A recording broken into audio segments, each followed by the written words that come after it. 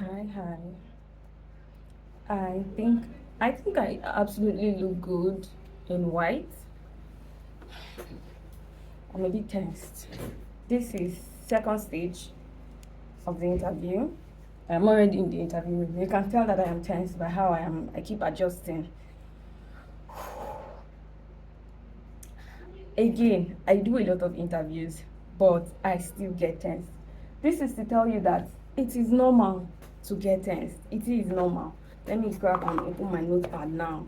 This is my cheat code, so that my pad, so that any question they ask me, I will just. Oh my god.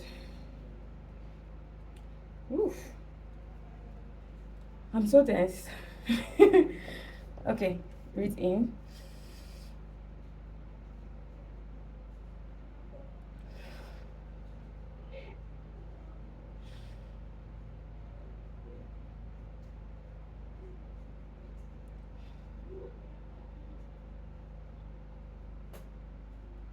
Okay, cool. All right, so this is second stage interview, and fingers crossed. See how my teeth is shining and my shirt is shining. Okay, this is 201. The last time these people were not late, but let's see how it goes. I've already joined. Let me open. Let me shall get ready. Ooh, I'm feeling a bit now. I'm feeling too tensed. I don't like it. Okay.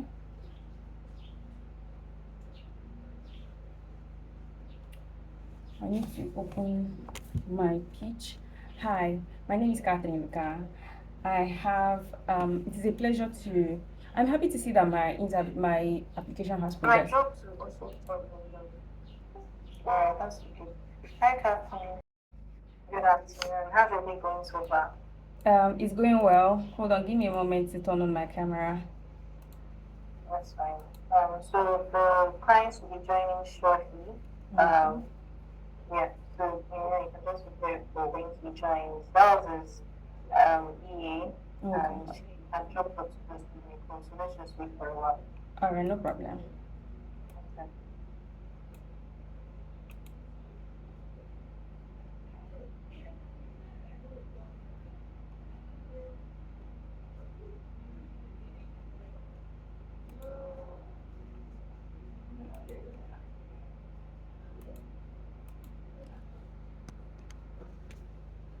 Busy. Call after call after call, and I'm fine. Yeah. It's enough. All right. Alright, guys, we can get going. Just everyone's time. Good. Good afternoon, everyone. Hi, Catherine. So, actually, this is the second level call. So, thanks for getting to meet you. We already met, but I'd like you to introduce yourself very briefly so we can get started. We Okay. have the floor.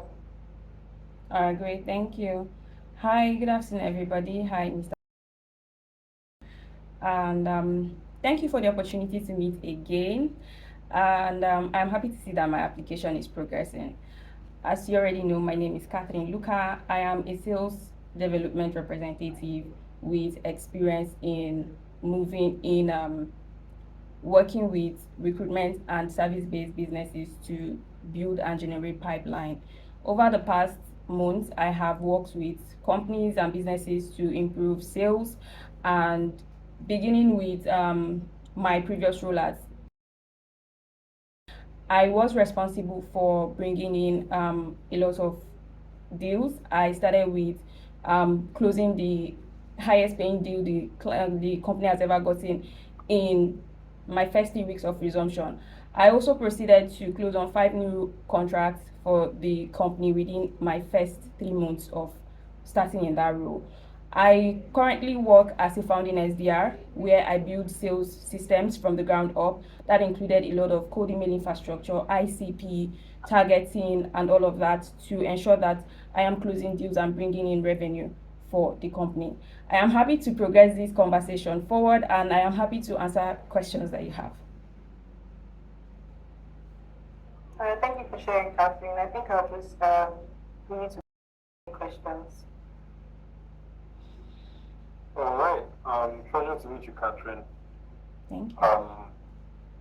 I've seen some of the work. I think the videos are impressive, quite bold. But tell me a bit about your background. How did you get to this moment where you're like fully on sales? Where did this begin for you? Okay, so I think I shared this story with her last week when we were having that conversation. So how I transitioned into sales is actually a very funny story. Not very funny though, if I'm being honest. So I would say I started working in sales even before I knew what sales was. So I already was a freelancer while I was still in school as an undergraduate, hustling, trying to get income. So that prompted me to take ownership of everything, starting from finding clients, closing clients, and even delivering the service itself. So that involved a lot of outreach, conversations on LinkedIn, cold emails, and then eventually booking discovery calls, and then closing them and selling my service to them.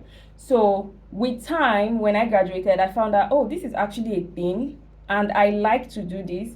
Why not make this a full career for yourself? And that's how I transitioned. So I already knew a lot of the sales stack, a lot of tools I was already familiar with, what the process looks like. I just needed to ground myself properly. So that was how I transitioned into sales. Sure. And just in a few sentences, what do you bring to the table, like within a business? Okay, that's a very good question. So, what I bring to the table, I would say, is intangibles that cannot be taught. I bring consistency, I bring grit, and I also bring performance. So, what I do is focus on what I can control.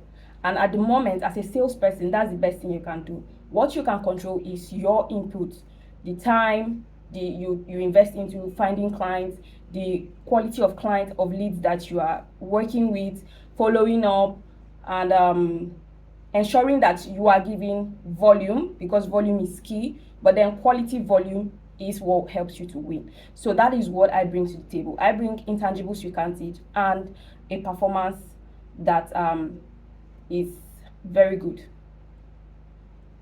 Right, fair. Where are you based? I am based in state. So a lot of the work you do is online, right? Yes. And how has this converted for you over time? In terms of dealing with clients where you need FaceTime, how have you dealt with this? So because of that, I want to assume that you're asking me how I build trust, if that's the question. Yeah, like how do you get to land business without getting any? Okay, without going outside. All right. Most of most of what I do is online, basically. The channels I use to reach clients is cold calls, cold emails, and LinkedIn DMs. Those have been the major, that's actually the major outbound channels if we're going to look at it in sales. Then we talk about networking. That's when we talk about tech sales. Then we begin to talk about networking, going out. So those are my core channels. Those are the channels that I actually use to meet clients and interact with them. Okay. And just tell me a bit about your network. Like, what kind of companies are you in touch with? What kind of businesses do you engage? Just some profiles of like, Okay, so personally, my network, I have a lot of, I am connected with a lot of recruiters and a few HRs, and I am also connected with some CEOs. But I believe that my network should not, is not the entire thing that brings me sales, because if we're looking at my track record from my previous role, I started off without really and truly knowing anybody, and I was able to win. So I still think that, or I am a firm believer that strangers are the people that will bring businesses for you. So reaching out to strangers is actually one of my strongest forts. But in terms of having my network and banking on my network to close deals, I don't bank on my network to close deals, because I believe that they are not my primary target audience, depending on the company and the services I am selling.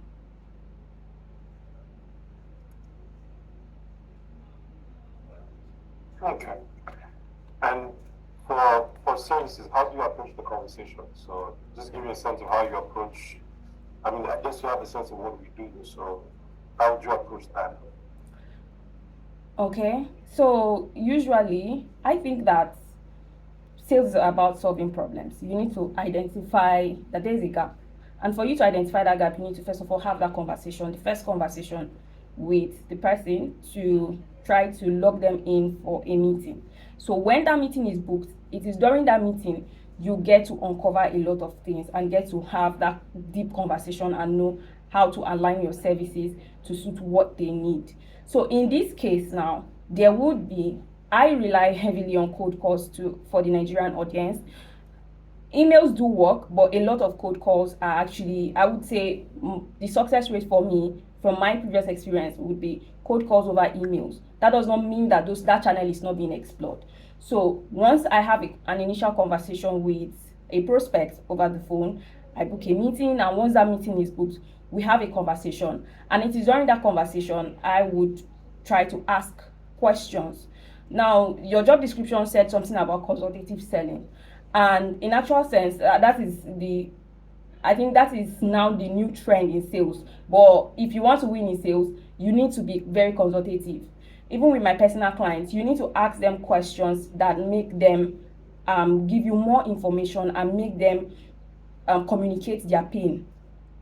So it is during the discovery call we have a consultative conversation and then proceed to either sign the SLA depending on what the process is like. I am hoping that we'll have that conversation when we get to that point, and then progress further basically from there.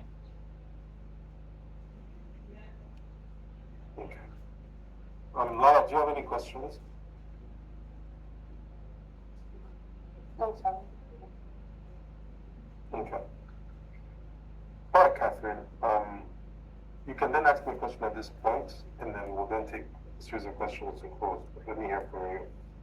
Okay. So I have actually a long list of questions. I hope you don't mind. I mind. I know you would mind because you mentioned that you are busy.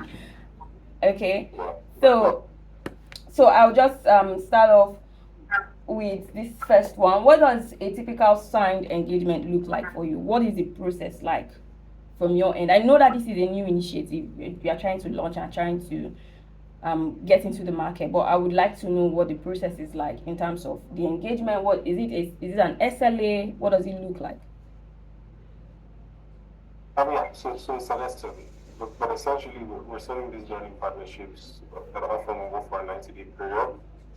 So the opening conversation will be us talking about what the value is, what we offer, what a pretty standard proposal document that we call it for every business that we engage. And then you really want to talk to the HR, like the lead or director or the person who handles human capital, to get a sense of like what the pain point is, so you can frame the conversation around that pain point. Also, timing is super important. So like start of a quarter, like second half of the year, towards the end of the year, like every season gives you an opportunity to frame the conversation a bit differently. And yeah, once you align on them coming on board, it's then a simple SLA working in the period. We also will execute an NDA as well, just so everyone is protected in the conversation, because we'll then have access to like some, company information and things that maybe are not very public, right? And once we've done that, then we're ready to go. Start our 90-day plan and go from there. All right, that's brilliant. Thank you. That's actually also very insightful. I wanted to also ask what made, because this is a new initiative, what prompted this? Did you see a gap? Did you see a market for it? What prompted this initiative? Absolutely. So I think it's just multi-market thinking. So if you go from one African country to the other, you see the gap, you see the issues, you see how like standard of our education as it is. And because being in consulting for half a decade and like seeing all of the gaps with people and the issues that some of the largest companies even have with the quality of talent that they have, and realizing that something needs to be done well. Because for every company, like they're always trying to improve something, and everything that a company is trying to improve ultimately falls to the level of their Talent. right. If they don't have the right people, the right talent, the right mentality, then the company will ultimately suffer. So we do that a lot, even in engaging. Like, because one thing is to interview and have a conversation about what you do, another thing is for the person to maintain that energy when they start the job Yeah. and give their absolute best system. And embody the values that you want them to embody. I think it's like everything else. If you took in domestic staff, for example, you kind of have the way you want your space cleaned, you have the way you want your things arranged. And that process needs to continue over time. So after onboarding, a lot of these guys will drop off and not really be engaged. But I say that boldly that most companies don't have talent that's 100% engaged. Either looking out the window for the next thing or the bigger thing, which is not human behavior. You can't really stop that.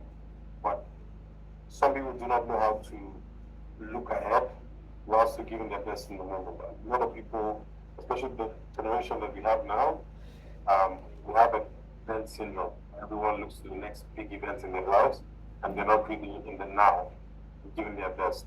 Like I always say, majority is a practice. So a lot of businesses have people that are not giving their best and not really in tune and not really aligned and not really improving at the level they want to improve. Most companies don't also even understand the burden of training. But if you've engaged our university system in recent and you're aware of the quality, I would kind of that's that. There's more work to be done than talking about. No, absolutely. I think that's actually a very huge gap, and I agree. I also wanted to ask what the trainings are like, because this is not just normal training. We're looking at training partnership. So we're looking more long term, like you said, 90 days.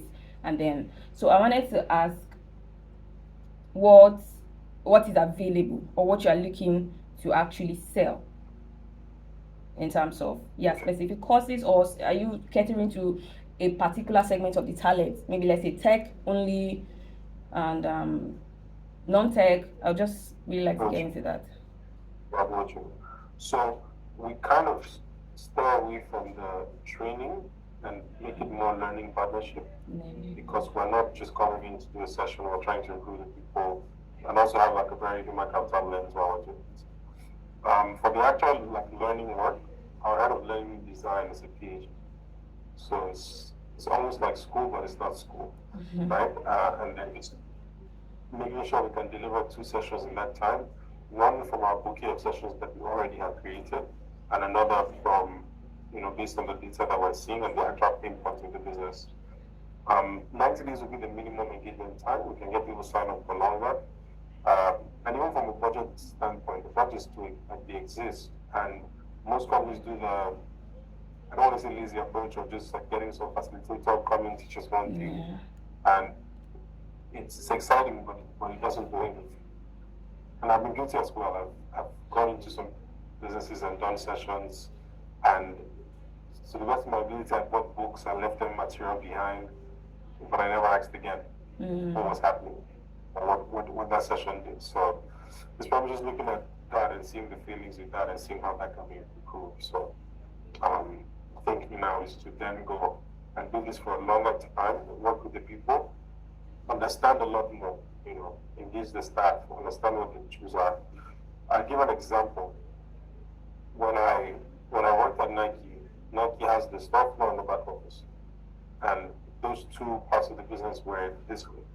Because the guys on the stock floor believed that the guys at the back office did nothing.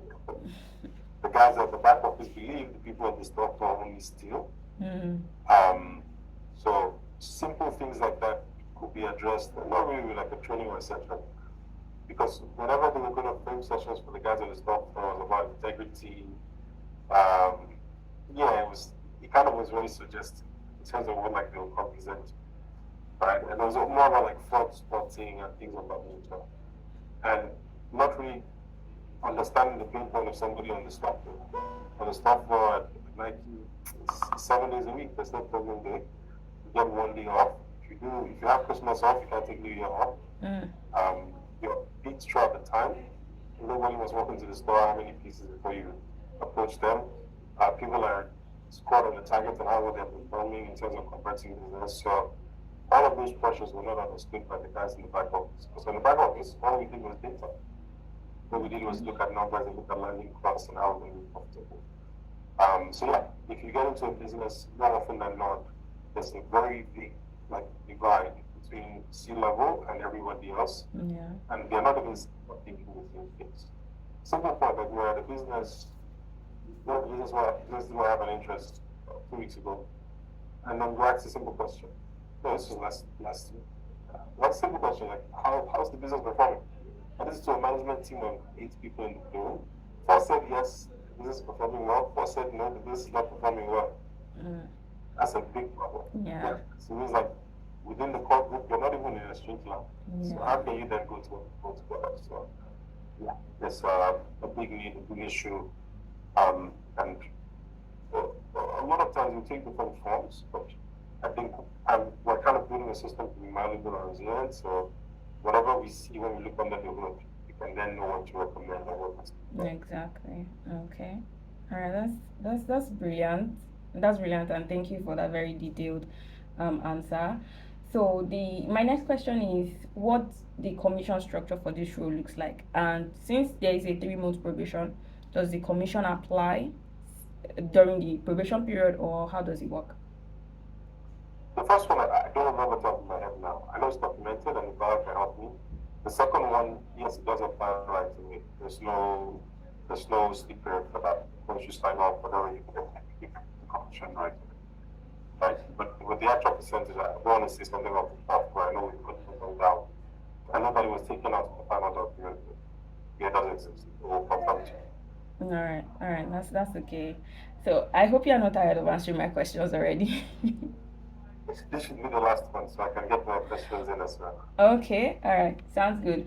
So I also wanted to confirm if I will be getting necessary tools, assuming I become successful in this role. Would I be getting the necessary tools and software that I need to get my work done? In terms of there will be monthly subscriptions for some of these tools like LinkedIn Sales Navigator, Lucia. I need those tools to help me prospect and help me do outreach properly. And what other kind of support comes with the role? So in terms of like software, my only thinking was Sales QL. If there are other like software that you think would be relevant as well, I think Sales QL does a job of actually like getting you the data. But if there's any other one you think like would be useful and there's a justification, happy to engage. If the cost makes sense and it's not nothing ridiculous, for sure you can justify that by the upside, right? So that's fine. In terms of support, I'll share my broader thought on engaging you. So before I got on the call, obviously when I got the profiles, I have my own look, right? And I was convinced about the art form. Like, you understand how sales should work. You practice enough to know the right things to say. You would not necessarily panic on the call once you have the information that you need. The only, let's say, drawbacks is because you're not in a major city, this needs to be something that you're heavily reliant on the work that you can do online. Yes, there's some value there, but it's a chance thing. You could go either way because ultimately you need somebody who can then like step forward and help you with the closing sometimes. That support we're willing to provide. It's just the way I think about it is your proposition is very, very different to I wouldn't say what I expected, but what I'm used to. Let me put it that way. Not to say that it's a bad proposition, it's just we have to make a business call here. Like, okay, like I believe your story, I hear you. If I didn't believe you, I wouldn't take the call at all. Absolutely. But my only concern is just that being far removed from like the actual people that we're doing the business with and the impact of that. If we're able to close that gap in any way, then it will be super helpful. But also, it's unique perspective to see how well we fare in this regard, which is why the probation period exists. So support, top of my head, I kind of figure out the support that you need because you need, obviously, you get a script and you can understand what you say and how to have the calls, but I really believe in the human touch in terms of getting business done. So it's possible. I'm also presently not in Nigeria, so and I'm doing the exact same thing, right? But with the people who are doing it with, there's already some sort of rapport there. So yeah, that's my thinking. you definitely will need some level of support.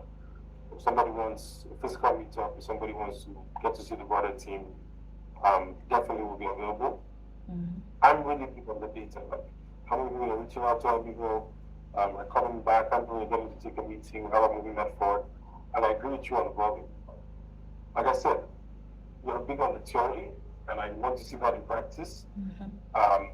But I also think that the next like level for you is actually like building that interpersonal thing in person, right? Mhm. Building up in person because it will help you do a lot more. The level of transactions we're doing here can fly up online, right? It wouldn't require too much, but there's a ceiling that you get to where you need something much bigger. Like, you're gonna need to get this time, for sure. You're gonna need to hop on flights. You're going to make that. Absolutely. Okay. That's actually, thank you very much for that very detailed reply. And that's very valid. And I think to an extent you have answered the last question I promised, which is I really want this role and I want to ask you directly now, what would stop me in terms of what concerns you have about my background or my experience that would stop you or that's giving you hesitation right now? Good thing that you ask. And again, like everything you ask me proves that you understand the theory of selling, and even with selling yourself. And I think I said it already before. The only thought for Yeah. me would be like, you have all the superpowers. I just need to make a judgment call on environment. Yeah. If like where you are now will impact what you need to do. But for someone from where you are, like you've done pretty amazing for yourself. In terms of development, in terms of the things you're saying, um, sound like me a bit, so it's creepy. Yeah, like I like what I'm, but the thinking is just, will this work from being afar off? That remains to be seen, and it's something we need to think about. All right. Fair. Thank you very much. I promise I don't have any other question. I appreciate that because my time. Um, I mean, I think in just your speaking, the other things I wanted to kind of get at you've let me know, but give me final words. Just any last thing you want to share before we drop off.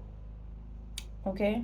I think the last thing I'm going to share is that I might not trust that the sun will come out tomorrow, but I trust my performance. I trust that I will show up because I have shown up and I have even surprised myself. So that's the last thing I'm going to leave with you, leave you with. I might not trust anything, but I trust my performance. I believe you. Quiet, can anything from you? No, we've already been taking up more than the time that we're Yeah. here for you. Thank you so much, Catherine. Yeah, Thank it's been you. really nice working with you. We'll get back to you based off the outcome of this interview, what you need to moving on to the next stage or not. So thank you very Absolutely. much.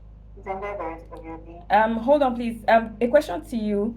Are we all dropping off from this link? I would like to ask you, if you don't mind. Is that okay? I can give you a call later, but we have another call All right right. after this. All right. Sounds good. I look forward to your call. Thank you. Uh, Take care. Bye.